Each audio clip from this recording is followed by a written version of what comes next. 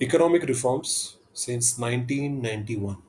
This is the next chapter in your NCERT 11th standard NCERT Indian Economic Development.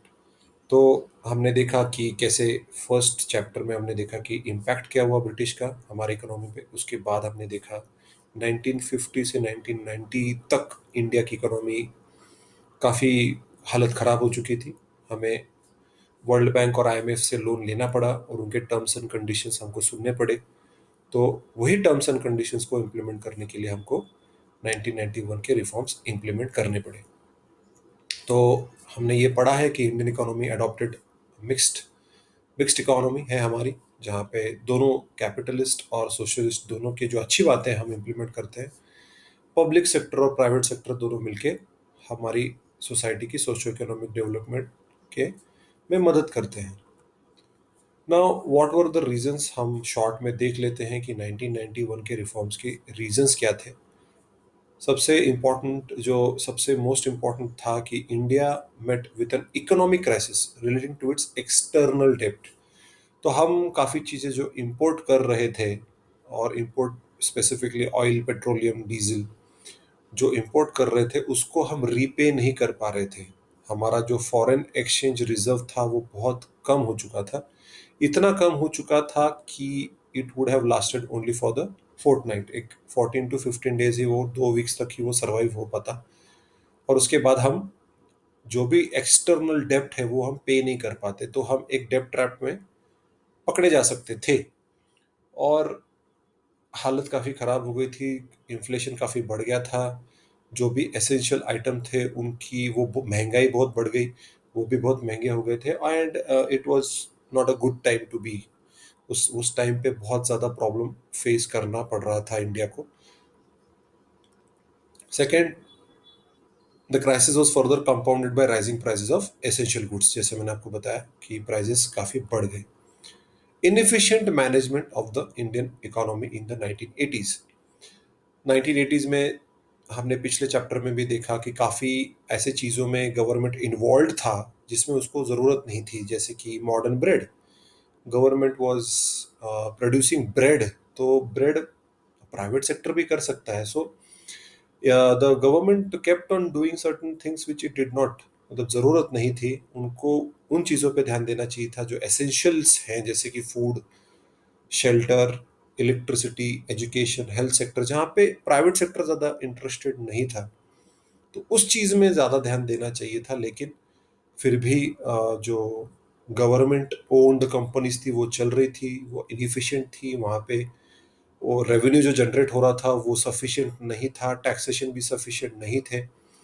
और जो भी government थी वो पॉपुलिस्ट मेजर्स इम्प्लीमेंट कर रही थी जिससे लोग खुश रहे, because they wanted to stay in power. क्योंकि आफ्टर 75 अप टिल 1990 काफी पावर स्ट्रगल चल रहा था। जनता गवर्नमेंट बीच में आई, Indira Gandhi was shot dead, and lot of Rajiv Gandhi came into power. तो काफी टर्मोइल था, पॉलिटिकल टर्मोइल भी था।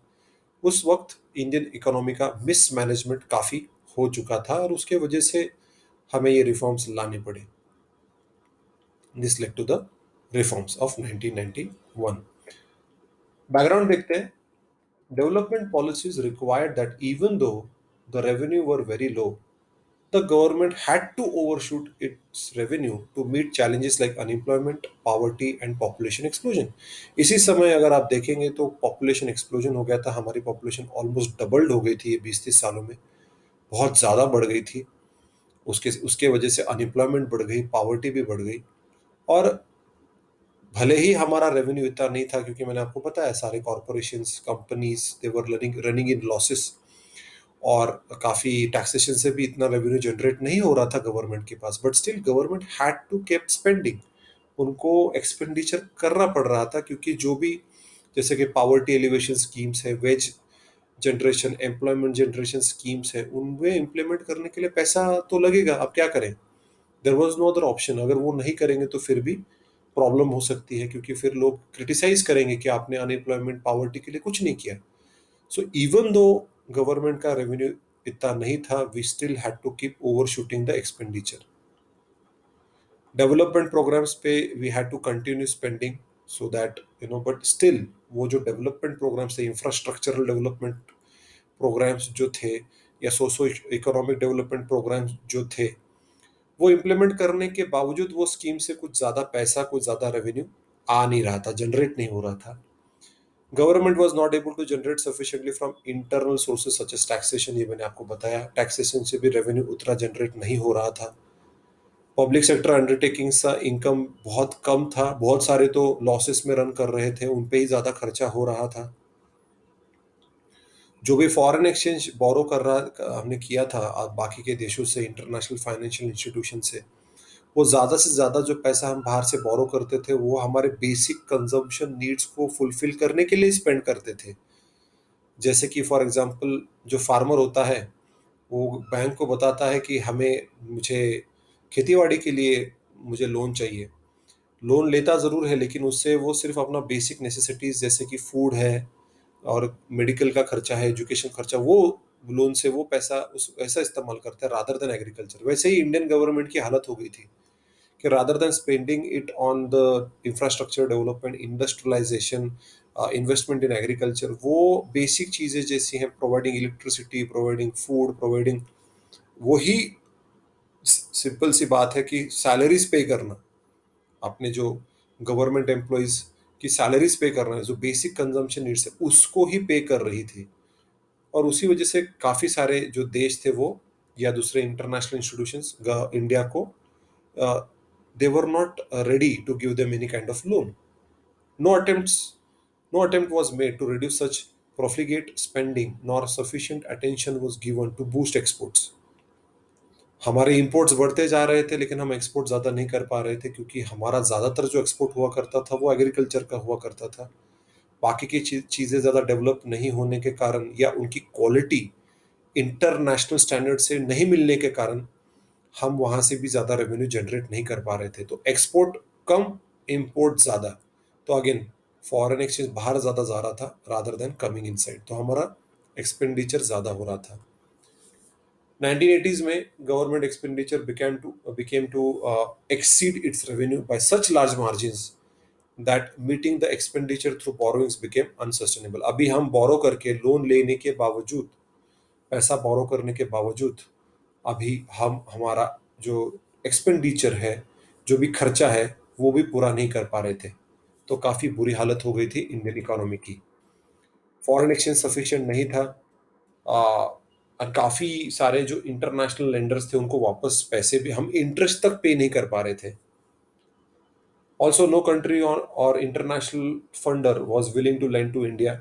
कोई भी इंटरनेशनल, जैसे मैंने आपको बताया, देश, कोई भी ऑर्गेनाइजेशन भी लैंड करने के लिए रेडी नहीं था। और उसके बाद हमने IBRD, that is the international bank for reconstruction and development, that is world bank, उसको हमने अप्रोच किया, IMF को हमने अप्रोच किया। उनसे हमें $7 बिलियन का लोन मिला टू मैनेज द क्राइसिस। लेकिन इन्होंने कहा कि अगर आपको हमारा लोन चाहिए तो आपको ये फॉलोइंग सिचुएशंस या फॉलोइंग कंडीशंस आपको फुलफिल करनी पड़ेंगी। First thing, you have to liberalise and open up the economy.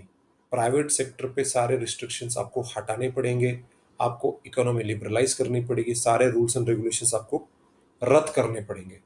उसके बाद काफ़ी जगहों से गवर्नमेंट का रोल कम करना पड़ेगा, जहाँ जहाँ गवर्नमेंट की मोनोपोली है वहाँ पे वो मोनोपोली आपको ख़त्म करनी पड़ेगी। उसके बाद जो भी ट्रेड रिस्ट्रिक्शंस है, जैसे मैंने बताया, टैरिफ्स, कोटा सिस्टम थी, टैरिफ्स थे, एक्स्ट्रा टैक्सेस लगाया करते थे, वो आपको निकालने पड़ेंगे।